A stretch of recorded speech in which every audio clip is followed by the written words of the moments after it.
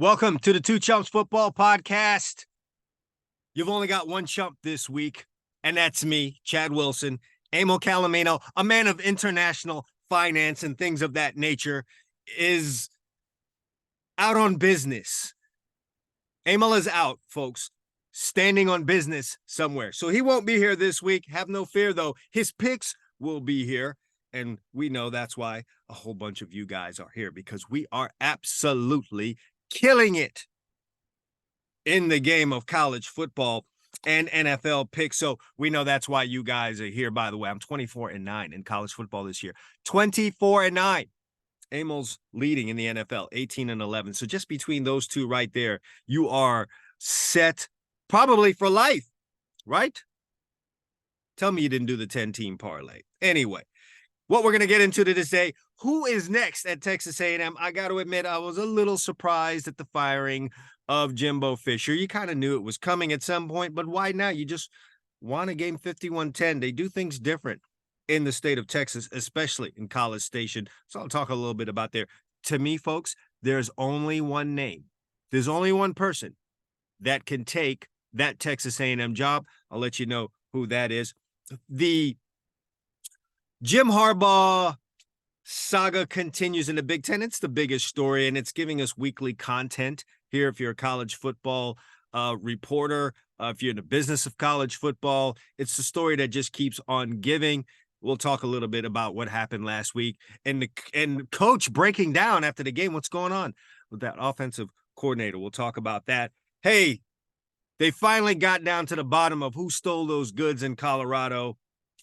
You may know this by now. If not, you'll be a little surprised at who did it, or maybe not, or maybe not. In the NFL, the Bills, are they toast? Is it over with? Guys getting fired. Things just not looking good. And it's a giveaway season over there with Buffalo. So we'll talk about that. Little story here on Jamar Chase real quick. Might find that interesting. And who I think is the front runner for the Heisman, who I think should be taking home that trophy this year in a race that's about as wide open as any race there has ever been. Plus a recap of our picks last week and this week's picks. And as I told you, he may not be here, but we will have Emil's picks and my picks to close out the show. So stay tuned here with me. So let's just jump right into it. Texas A&M.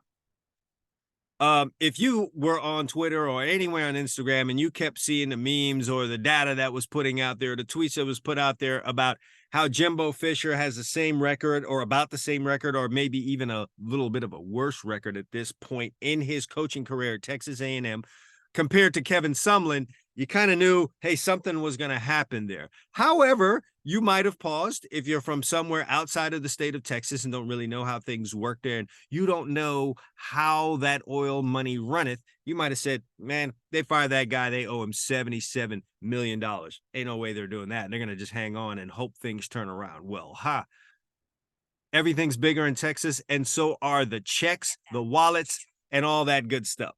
So we woke up Monday, Jimbo Fisher on the heels of a 51. I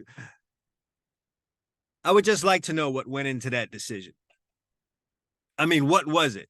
Was it the 51 points? I mean, because you just blew out a team 51-10. Why now? Why did you decide now to get rid of Jimbo Fisher? And I could only think of one reason why something like that would happen. And that would be that the folks at Texas A&M feel they have a pretty good line in to someone that they really want to coach this football team. That would be, history tells me, my experience tells me, it's the only reason for you to fire someone this way at this time. Because once again, just went out and blew a team out. For a lot of programs, and programs who don't have pockets as deep as a Texas A&M and their booster family, their collective, you would say, yeah, we're struggling with this coach. We're not really where we want to be, but man, they just blew out a SEC opponent 51-10. Is this perhaps the corner getting turned? If $77 million means something to you, and it does in most places in college football, you would say 51-10 perhaps we are turning a corner here. Let's see what happens next week. Let's see if the team can build on this next week. Let's see if this is an impetus for a hard finish to this year that leads into a bowl game, and then maybe that magical turn happens. And the only way I think that that does not happen is it comes to a point where through your feelers that you put out, and let's not be silly, let's not have our head in the sand, where you find out through your feelers and your information and your contacts and your network that the coach that you really want to coach this football team would have some serious interest, and he's a guy that you could get on board. And that's why you would get rid of a Jimbo Fisher on the heels of a 41-point win in an SEC football game. And folks, when you fire your coach, you fire Jimbo Fisher for his, listen, they weren't killing it, all right? They were a, run-of-the-mill, medium-pack SEC team. More to the higher than to the lower, let's just say that, okay? They're not South Carolina, but they're not Alabama and Georgia either. But it seems to me that the folks at Texas A&M and their fan base and everyone involved in a decision like this really feels like Texas A&M is a perennial threat, should be, for a national championship. That's how they view this program. And I can't think off the top of my head if Texas A&M has ever won a national championship. They certainly haven't done that in my lifetime, which at this point spans half a century. So I'm not sure what would be giving them those vibes outside of the fact that Jimbo Fisher did a really good job in recruiting 5 stars. And in this era, I guess that's what people think. You get 5 stars, you win championships, period. That's just the formula. It's that simple. You get 5-star recruits, you win championships. And he was doing that, but they not only weren't winning national championships, they were winning SEC championships. They weren't even getting into that game. So it appears to me that this is what Aggie Land thinks that they are. They think they should be in the SEC championship game. They think they should be in the college football playoffs, at least, and think they should be threatening or challenging for the college football championship. That's the one where you're better than everyone else in college football. That's what this team feels. And if that is the case, I think there's really only one name that these folks at Aggie Land can go after. There'll be some candidates that have smaller names that are at smaller places. Mike Elko, maybe at Duke, who's done a tremendous job there, and some others. And I've heard names like Lane Kiffin thrown around. No, that's not it. That's not going to work at Texas A&M, where once again, you think you should win national championships, play for the SEC championship, and be in the college football playoff. That's not going to happen. Lane Kiffin is a fun coach.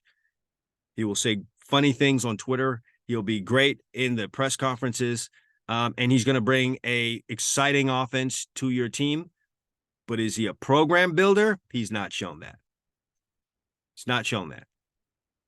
And typically the guys with their face in the play sheet all week long and on game day aren't the program builders. Those guys just have a really hard time noticing and staying on top of everything that goes on in the program because that face is in that play sheet. And you spend an inordinate amount of time on one side of the ball, on the offensive side of the ball, making sure plays are executed and the plan is well put together, that you miss stuff like the special teams coach and the linebacker coach are ready to come to blows and they might kill each other. You'll miss small stuff like that. And you get enough small things like that missed, little details like that missed, and things fall apart.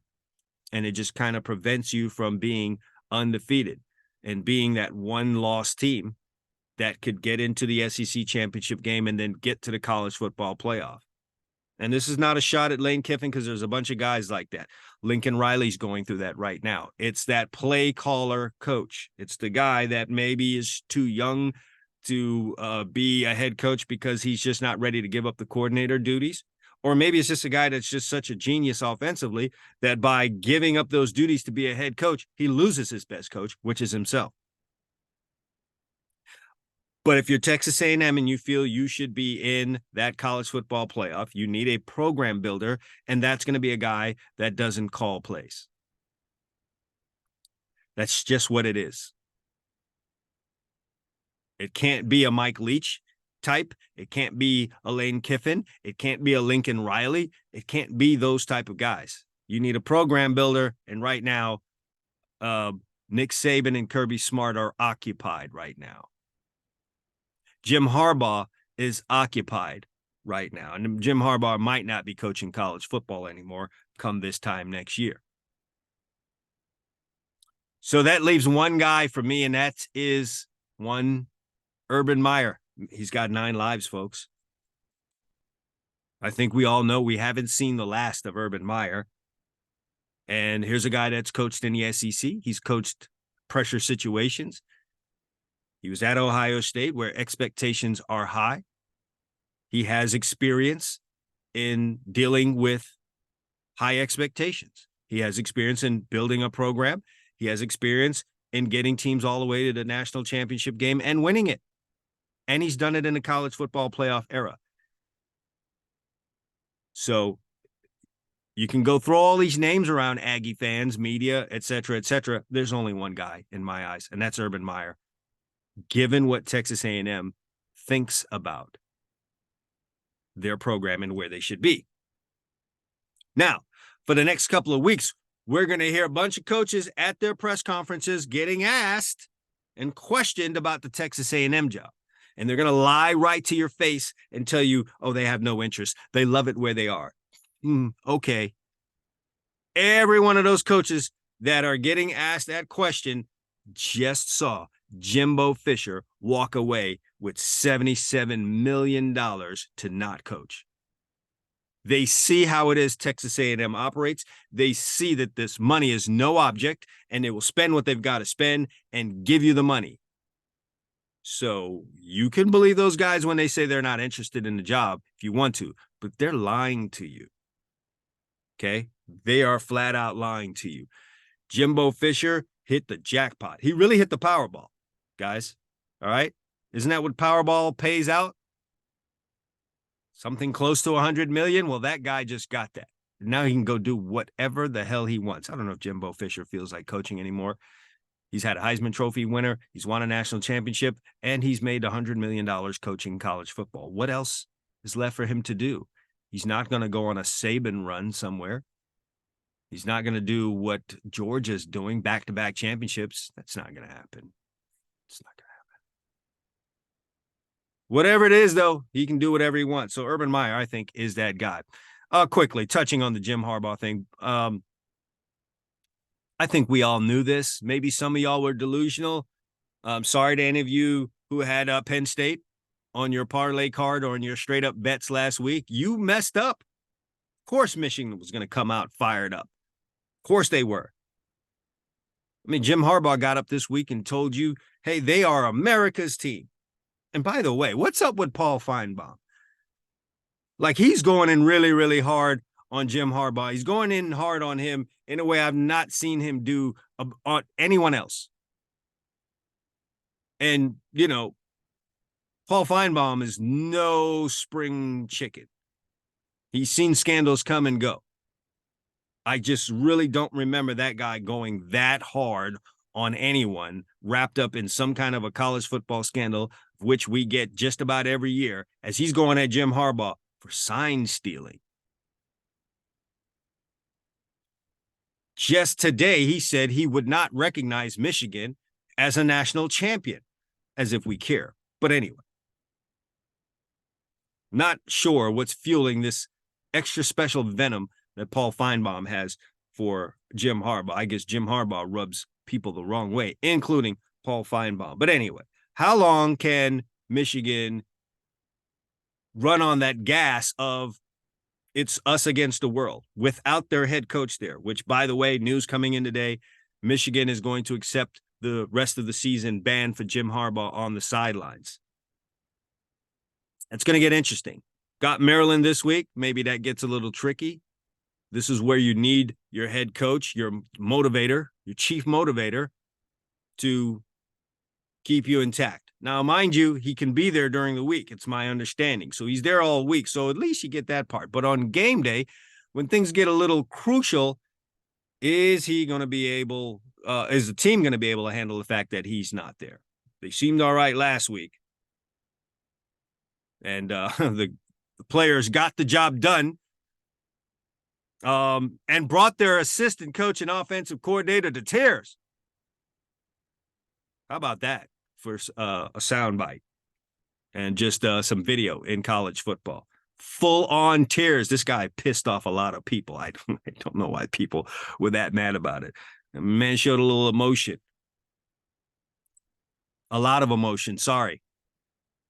Caleb Williams was probably very happy about that. See, I'm not the only one out here crying. So, but nevertheless, when you get down to that Ohio State game and things get really nip and tuck and close, are you, Michigan, going to miss those decisions and motivation and everything else that goes on that's needed from a head coach in that particular day? And what a story that would be. What a story it would be if Ohio State walks out of that game 24-21 winners over Michigan. You got to say, hey, man, was Harbaugh worth those 3 points? He probably was. And what do we make out of that? That is the next thing that's coming down the pike. This is going to get very, very interesting, folks. I know for one game you can go on pure venom and just being angry and us against the world. But for 3 weeks, especially in that last game, I don't know. But we are going to find out because Michigan said they're going to accept the 3-game ban that's been levied by the Big Ten on Jim Harbaugh. So we're going to see how that all works out. Sliding back to the Pac-12. It was reported a couple of weeks ago when Colorado was in their battle with UCLA that they ended up losing. By the way, Colorado's on a nice little losing streak there. I'm not one to get on them about it because, once again, as I said last week on the show with Emil, they've already won. They've sold out every home game, and they are 400% better than they were last year. They were a 1-win college football team last year, and they now have 4 wins. They don't win another game this year, which could be likely. They got a good chance this week, I think. They've already won. The amount of attention, the amount of attendance and revenue that's been brought in is beyond what anyone, I think, there thought outside of Deion Sanders. And on top of that, on the score sheet, they are, like I said, 400% better. They've won 4 games this year compared to 1, and they'll win more next year. And you know what? This was an extra special Pac-12 football season. A lot of great teams this year. Pac-12, arguably best conference this year. So to do that in this conference, look, in years past, that Colorado team would probably have 2 more victories than what they have right now. And just the momentum that was built off the beginning with the win over TCU is enough. But getting back to the story at hand here, they had some items taken from them. Jewelry, lockers were robbed when they were at UCLA in the Rose Bowl, the granddaddy of them all. Things were emptied out of their locker room. Come to find out now, who is it? It's the next and the best and the greatest of our future recruits for UCLA. So I don't know what's going on with our young folks.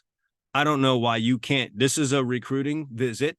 This is a opportunity for you to look into your future and to kind of set yourself up for life. And I don't know if recruits really look at it this way. Clearly, this group of guys did not.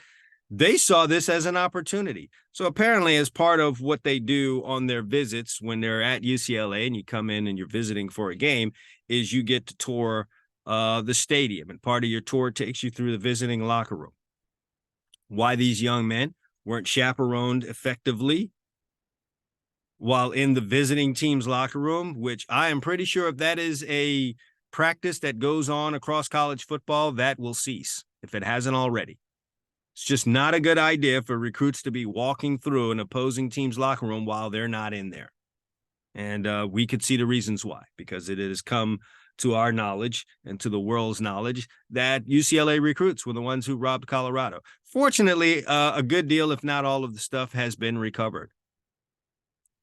Not sure what that's going to do to those scholarship offers. I wonder what would happen if that's a couple of five-star guys that UCLA does not normally get. Would they pull the offers? I really would love to know. And here's another part to that story. Apparently, Chip Kelly's done at UCLA at the end of the year. UCLA, what are you guys doing? What are you doing? I really felt like the program was kind of moving in the right direction with Chip Kelly. He was fostering a attitude at UCLA that was a little more physical than what we're used to with UCLA. And I for one, thought we were seeing results. Apparently not fast enough for someone at UCLA. Man, I sure hope UCLA is not thinking like Texas A&M, because I think Texas A&M is a little delusional. If UCLA thinks they should be in the, I can't even say Pac-12 championship anymore.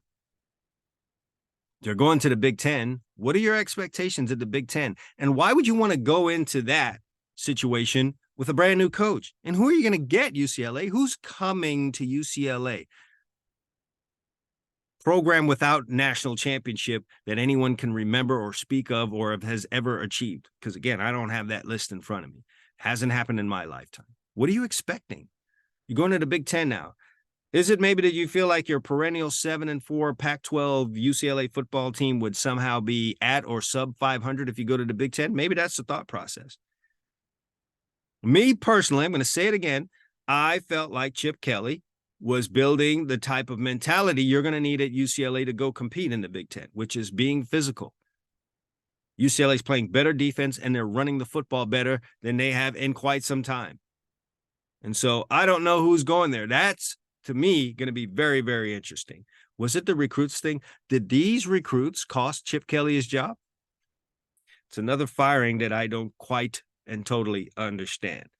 But yeah, he's out of there. Heisman Trophy time.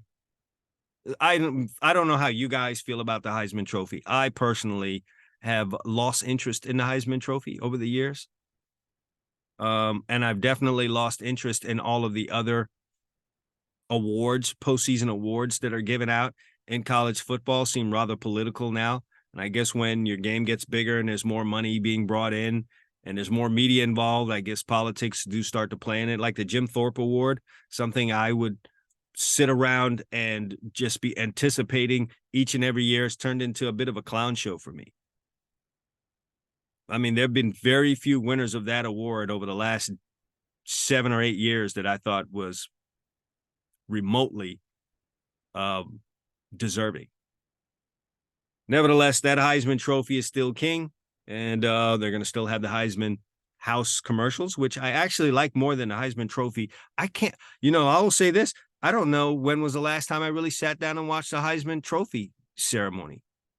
It's been well over a decade. And the last one I could really remember sitting down and watching, watching the whole show, was the one where Reggie Bush won and he went up against Vince Young. That's 2005, I think it is. That's quite some time ago, coming up on 20 years of that. Nevertheless, if I was going to give the Heisman Trophy, if I had a vote, if I was a voter, I'm giving that thing to Jaden Daniels from LSU. Yes, I know they're not undefeated, and this is what people want to see from their Heisman Trophy winner if he's a quarterback. They need the team to be undefeated. Sorry, they're not undefeated. But in this given season, who are you going to give that to? Who on Georgia's undefeated football team are you going to give that trophy to? Who on Michigan's undefeated football team are you going to give that to? There isn't a real standout there. Yeah, quarterback's been solid. Who are you going to give that to if Ohio State's undefeated at the end? Marvin Harrison? I mean, sure, this award does not go to receivers. It's just the history of their award. Who are you giving that thing to? Michael Penix? Maybe. Maybe you would do that. He's racking up some numbers. Maybe that's a guy. That might maybe be the second guy that I would think about. Caleb Williams was your front runner for quite some time, but when you're at USC and there are higher expectations and you're just kind of floundering here at the end of the year, it's kind of over for him there. I think everything they had on the board there at USC is now gone. Heisman Trophy, conference championship, college football playoff, national championship, all that's wiped off the board because you couldn't play defense to save your life. But me, it's Jayden Daniels. What that guy is doing from a rushing and passing perspective is just outstanding. He had a run last week that, I mean, if and when he wins that trophy, they're going to show that run that he had last week. That was just picture perfect. The vision he used dashing through Florida's second and third level defenders and getting there with ease was just outstanding to me. And so I think that might have been his Heisman moment. I think that's the video they'll show over and over if and when he wins this thing. But the way he's piling up yardage on both on the ground and through the air, he is a one-man wrecking ball. And the fact this is another team that can't play defense right now, and you would expect LSU to play defense, but they're not doing that. I mean, hats off to Chip Kelly, what he's doing offensively. And I do think it's only a matter of time before LSU is a real problem for people. But you can look no further than what's going on with Jayden Daniels and say, Brian Kelly can coach. He could definitely coach quarterbacks and offense. And he's got a real one with Jayden Daniels, so he would be my vote. Heading over to the NFL. All right. If you guys follow the show, you know that I had the Bills on Monday night. I was extremely disappointed. At home, off of a loss against a Denver team that up until Monday, seemingly going nowhere this season. And you guys lay an egg like that? And we know what the big talk was about and the reason for the loss. It's not the 12 men on the field at the end, guys. That game was lost way before that. All right. If you want to go on and on about the fact that they had 12 players on the field on a missed field goal, or you want to blame DeMar Hamlin, you want to turn him now from hero into, GOAT. And I don't mean greatest of all time.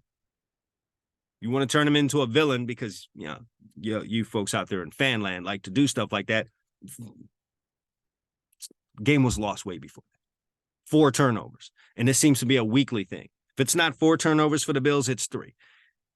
If it's not 3, it's 4. And they just go back and forth with this each and every week. Like, my God, why do you want so bad to give the ball away to the other team? So, yes, opening play, James Cook fumbles a football. Okay, James Cook's problem. We then proceed throughout the rest of the game for Josh Allen to willfully throw into double coverage. 2 interceptions, and then he can't hand the ball off.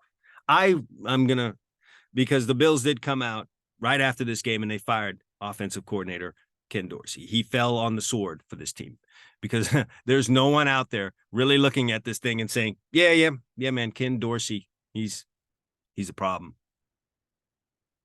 I think that fumble from Josh Allen trying to hand the ball to James Cook was probably what cooked Ken Dorsey. In my mind, I think Sean McDermott says, you know what?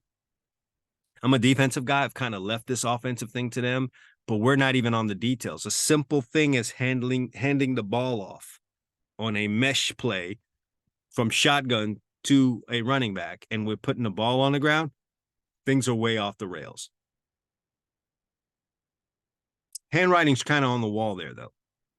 You start doing stuff like firing your offensive coordinator semi-mysteriously, it's not long before you, the head coach, are out the door, too. So if you're a Sean McDermott fan and you love him in Buffalo, time for you to start worrying because the schedule is not going to be pretty for the Buffalo Bills coming down the road. Let's take a quick look at what they've got coming up. So on the heels of the back-to-back losses, and you needed that Denver win, they do get the Jets this week. All right, that should be a victory, but then it gets kind of weird. They've got Philadelphia on the road, Kansas City on the road. Man, who did that to them? Luckily, there's a bye week in between there, but man, that was rude and rough. You're getting the 2 Super Bowl participants from last year back-to-back. What computer made up that schedule? Then they've got Dallas, and then they're going to L.A. to face the Chargers. then New England, and then they're ending the season against Miami, which, they've had some good history of late against Miami, but if Miami really, really gets rolling at the end of the year, going to be a problem. So right now, the Bills are sitting here with 6 losses, and there's a potential for 3, maybe even 4 more on. There could be a sub 500 football team. And I can mark my words. If that happens, the Bills, Sean McDermott is done. He's over with. He's cooked. He's out of there, and he's on to the next place. I'm sure he'll get a job rather quickly. All right, let's talk about the picks last week. Let's recap some things. Time for us to get into that pick segment. First of all, I do want to tell you guys about our sponsor of the show, Bovada Sportsbook. Yes, I know there are all these other sports books now because sports betting is legal. But when it comes to being a solid sports book and casino, a solid outfit with easy ways to deposit, fast payouts, great customer service, great lines, a wide range of lines, it's almost impossible to beat Bovada Sportsbook. They've been in the business for quite some time, and you're going to want experience when it comes to this online sports wagering stuff. And our folks at Bovada Sportsbook are definitely that. So these are the guys that you want to get yourself in touch with, open accounts with, and you do that right now. A ton of great bonuses, sign-up bonuses right now, and match deposits and all that great stuff. And again, ton of ways for you to deposit into your sportsbook. Real easy. Customer service is great. Bovada Sportsbook. Check out the link in the description down below. Now, what happened last week? All right, last week, I ended up in college football, 2-1. I'm still smarting off of that loss. And, let me start off with Emil, because Emil went 2-1 last week in college football. Man, he had the mother of all bad beats. And look, props to you if you were a Washington Huskies bettor last week and you didn't spend the entire rest of the week drunk and hungover, because that was a brutal loss. The kid getting the pick 6 and dumping the ball at the 1-yard line. And first, that trend needs to end. I don't even know what that's about. It's got to be the silliest trend I've ever seen in the game that I've played and loved for quite some time now. The whole dropping the ball as you cross the line, cross the goal line, or you think you cross the goal line. And this is not the first time that we've seen a player drop that ball short of the goal line, and it ends up being a fumble that gets run the other way. Yeah. So that cost a touchdown. And then even with that happening, Emil still had a chance to win at the end as Washington lined up for a field goal, up 7. And the field goal would have given him the cover, and they get it blocked.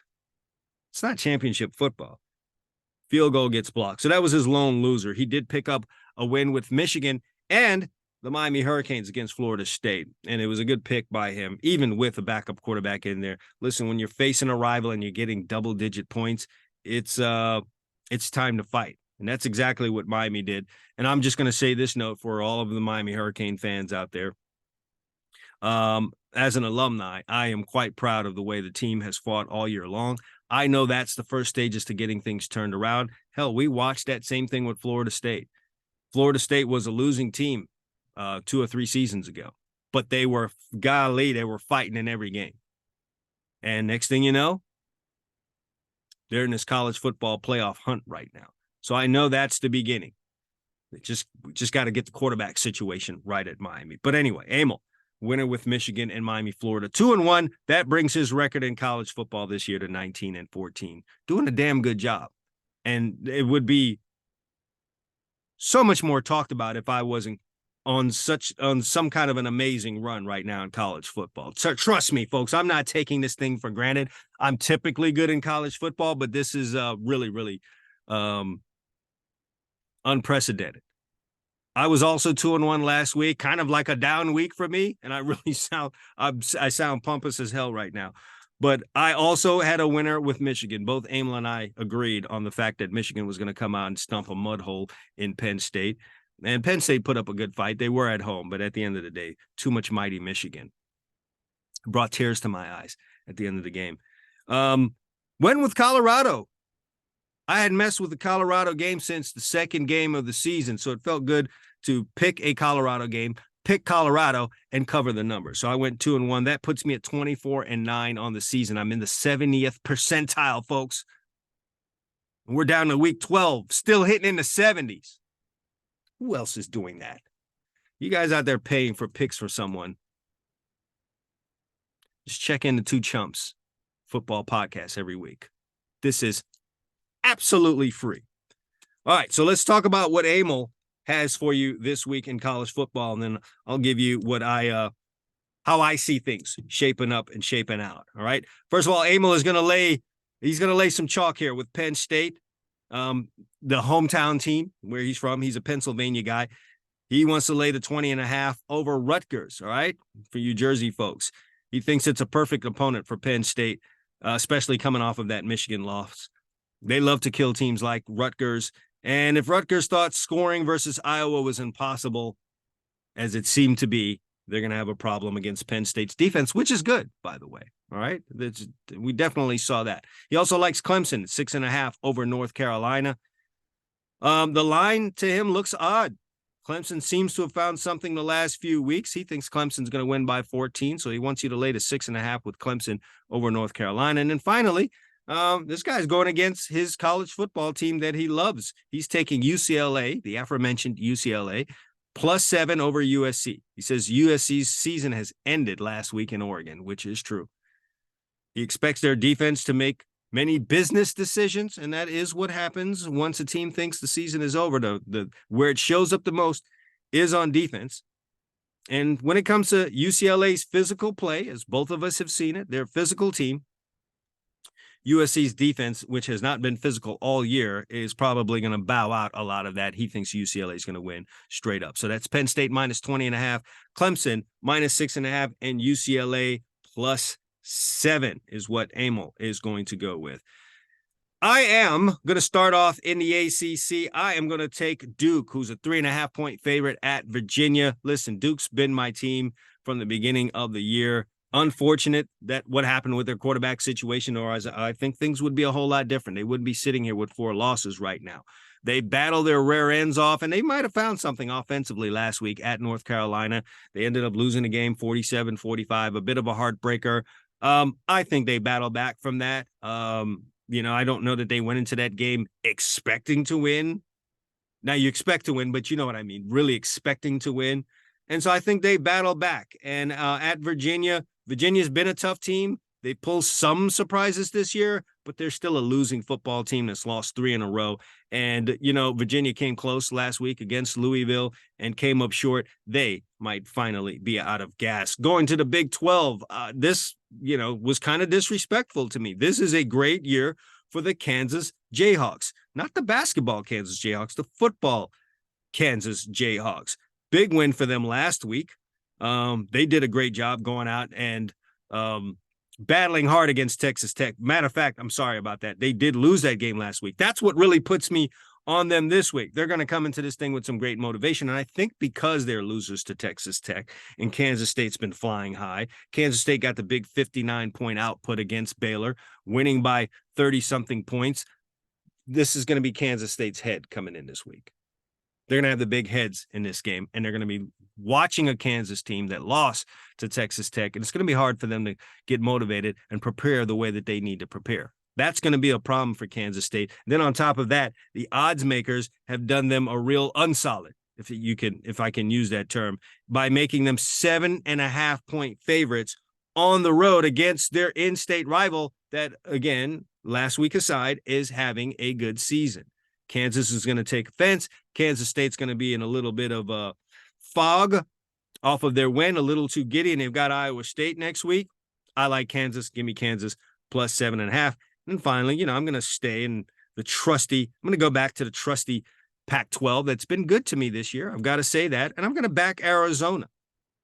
Arizona's been having some fun this year. Can we all admit to that? Arizona really turned their season around, and they handed one to, UCLA a couple weeks ago. And then they came back last week and had some problems with Colorado. They were not focused, folks. I think they might have had their mind on this big game right here against Utah. Now, Utah came into this year with a lot of expectations, but they've run into the skids a little bit in the last couple of weeks against some tough opponents. They're 1-2 the last couple of weeks, lost to Oregon, lost last week to Washington, and then I think the chips are up for them, right? I think the stuff that they thought they were going to be able to do is kind of off the table. I think Arizona catches them on the downswing here, while Arizona is a team on the upswing. Arizona has won 4 straight games, and they're for real, folks, and they've only laying a small one. The line that Bovada says it's a small one. That's probably the line that you're going to get, and I think Arizona at home against Utah probably does that. They probably win this game comfortably. So that's how I'm looking at it. So it's Duke -3.5, Kansas +7.5, and Arizona -1. Take that thing to the bank, will you? Time now for us to slide over to the NFL, where, as I said at the outset of the show, this is where Emil has shined, or at least he's doing better than me there this year. Last week, he was 2-0-1, caught a push on a game. And so he had winners with the 49ers and the Browns. Great picks there. I mean, he correctly predicted that the 49ers would get off the schneid. They were getting some guys off of the injury, most notably Deebo Samuels, lost 3 in a row, and it was time for them to clean up some of the embarrassments. They definitely did that and handled a solid Jacksonville team on the road. The Browns somehow, through all the turmoil and all of the browning that's been going on for them this year, were able to be a point spread winner for them last week in their game against the Ravens. So he was a winner on that. And then the Chargers just refused to play defense this year and definitely participated once again in a flag football tournament against Detroit. And where they had a win for him, it turned into a push as they ended up losing by 3 points. So Emil was 2-0-1 on the season. He's 18-11-1, doing really solid there. Myself, I came up with a winning week after going 0-for-6 the last 2 weeks. You had to know that wasn't going to continue. Lord, how good would things be for me if I could just come up with some kind of winners over the last few weeks? But nevertheless, 2-1 last week, and I'm not mad at it. Went with the Steelers. Folks, you guys can say whatever you want about the Steelers, and if you don't have Mike Tomlin as a guy that could be up as a NFL Coach of the Year candidate, well, then you just don't like Mike Tomlin and you don't like the Steelers, or you just don't like good sense. What he's doing with that team and that offense right now to be 6-3 on the year is absolutely amazing to me. Nevertheless, I love him because he came through for me last week and picked up a win there for me. I was also a winner with the Bucks. And, in typical Bucks fashion, they made me sweat it out, though they ended up winning the game 20-6. It's just never easy with those guys. And my loser I already spoke about, the Bills, Josh Allen just being Santa Claus early and giving the ball away left and right didn't do me any favors. 2-1, so I'm now 16-14 on the season. And because I am the lesser of the two of us in the NFL, I'm going to go first. So I'm going to start off with Jacksonville. After getting your brains beat in at home in the fashion in which they did, if you're Jacksonville, you can't come back out next week in your home stadium after that performance and lay down once again. And you definitely can't do that against a 3-6 football team like the Tennessee Titans that are coming into town. We all, sparkled and marveled at Will Levis and what he could be after that Pittsburgh Sunday night game or Monday night game it was a couple of weeks ago. Looked nice. But you know what happens, folks? This is 3 games now. People have a book on Will Levis, and the Buccaneers definitely had that book, held Tennessee to 6 points. I cannot see Tennessee on the heels of those 6 points going in and facing an angry Jacksonville team and suddenly becoming offensively viable. This is their 3rd straight road game. Tough deal right there for them. And that 3rd straight road game ends up being against a playoff contender. I mean, let's face it, Jacksonville's going to the playoffs, who's pissed off after getting completely manhandled at home. Give me Jacksonville as a 6.5-point favorite. Earlier in the year, the Los Angeles Rams somehow got busy on the Seattle Seahawks in Seattle, went and pulled out a win. Folks, I don't see the 3-6 Los Angeles Rams beating Seattle twice. All right. I think Seattle comes into town. Yes, they're coming in off of a win, but this is a solid football team. This is a team with a strong chance of going to the playoffs, and they are going to remember what happened earlier this season. They're going to correct some mistakes, and they're going to come in to SoFi Stadium flowing like a river. And I think they handle the Los Angeles Rams, who are just not at their best right now. This is not the Los Angeles Rams that you guys came to know and love over the last couple of years. Winners of only one of their last 5 football games. Can't see the Rams duplicating that performance they had earlier this season where they trounced the Seattle Seahawks in the opener 30-13. So I'm going to go with Seattle as a 1-point favorite in this one. Then finally, Monday night, look at me picking the big games. I am going with the Monday night affair. And yes, I know the Philadelphia Eagles come in here with all types of motivation off of the Super Bowl loss. And typically when the teams that played each other in the Super Bowl come together the next season, it kind of flows to the side of the team that lost. But you know what? The odds makers didn't do Philadelphia any favors here. Kansas City at home is cheaper than a field goal favorite. Man, you got to take that. I don't care who they're playing. Yes, Philadelphia is good, but they've been kind of winning with smoke and mirrors. It's not been pretty all along the way. And this is by far their toughest test. And, I'm not really saying anything. Kansas City is one of the top teams in the league, of course. But when I start looking at Philadelphia's schedule, all right, yes, last game was Dallas, and that was a big division win followed by a bye. That's really a bad situation in this league. But Washington, the Jets, the Rams, Washington again, Tampa, Minnesota, New England. It's not been the toughest of games along the way. Yes, they handled Miami at home. Yes, they beat Dallas at home. But this is by far their toughest road game that they're going to face. Matter of fact, I think this is the first time they're facing a road team that has a winning record. Oh, and by the way, it's the defending NFL Super Bowl champions. And I just think this line's too low right here. Kansas City is going to handle their business on Monday night under the lights and kind of bring Philadelphia to a wake-up place. So give me Kansas City as a 2.5-point favorite. So recapping, it's Jacksonville -6.5, Seattle -1, Kansas City -2.5. Take that to the bank. I'm smelling 3-0 on that one. What's Emil like? He's the guy with the 18-11 record. He likes the Bears +9. He thinks the Lions win the game. This is a big number for a young team like the Lions coming off of an emotional, big back-and-forth win over the Los Angeles Chargers. He thinks the Lions spend a week thinking about how great they are and fail to cover this really huge number against a divisional opponent. Folks, those divisional games can be very, very tricky, and he just thinks this is too big of a number for the Lions to be laying against a divisional opponent that has some capabilities. Emil also likes the Arizona Cardinals. And you know what? This might be the 3rd or 4th time this season he has picked their games, and I don't know that he's lost any Arizona Cardinals games. He thinks Arizona is a different team with Kyler Murray. No, you don't say. Nevertheless, he thinks Houston's another young team that spent a week smelling themselves, all right? A great win on the road against the Bengals. They pull that one off. Now you've got to fight all the demons that make you want to relax. He thinks Arizona pulls the outright upset here. He thinks the 5.5 points is a gift, so he's telling you to run with that. Arizona +5.5. Then he wants to ride the Broncos chain. The Broncos are home. They're 2.5-point favorites against the Cinderella Vikings, who have Josh Dobbs, who's come in, folks.